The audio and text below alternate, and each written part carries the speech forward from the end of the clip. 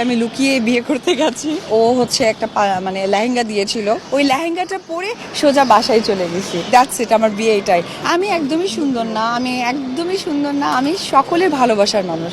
আমাকে অনেকবার বউ সাজতে হয়, আসলে আমার ফ্যান ফলোয়ার আমাকে পছন্দ করে অবশ্যই, তার জন্য এখনো অবধি আপনাদের ক্যামেরার মাঝে দাঁড়িয়ে আছি। তো আমার কাছে মনে হয় যে আমি বিভিন্ন রকম যদি সাজটা তাদের সামনে তুলে ধরতে পারি, হয়তো বা ভালো লাগাটা আমারও বেড়ে যায়, সাথে সাথে তাদেরও ভালো লাগাটা যুক্ত হয়ে যায়।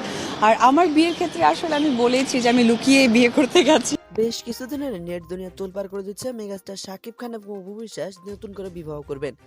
এই বিষয়টা নিয়ে নেট দুনিয়া এখন ঝড় তুফান চলে যাচ্ছে। তবে এখানে কথা হচ্ছে মেগাস্টার শাকিব খানের সাথে অপু বিশ্বাস আসলে কবে বিয়ে করবেন। এই বিষয়টা নিয়ে অপু বিশ্বাস কিছুক্ষণ আগে নিজের মুখে স্বীকার করলেন তাদের বিবাহ কিন্তু হয়ে গেছে। তো মেগাস্টার শাকিব খানের সাথে অপু বিশ্বাস যদি নতুন করে বিবাহ হয়ে থাকে তাহলে তো বেশ ভালো কথা। বিশেষ করে যারা অপু ফ্যান বা শাকিবিয়ান ফ্যান রয়েছে তাদের জন্য সবচেয়ে সুখের কথা হচ্ছে অপু বিশ্বাস এবং মেগাস্টার শাকিব খান আবার নতুন করে জুটি বাঁধতে চলেছে।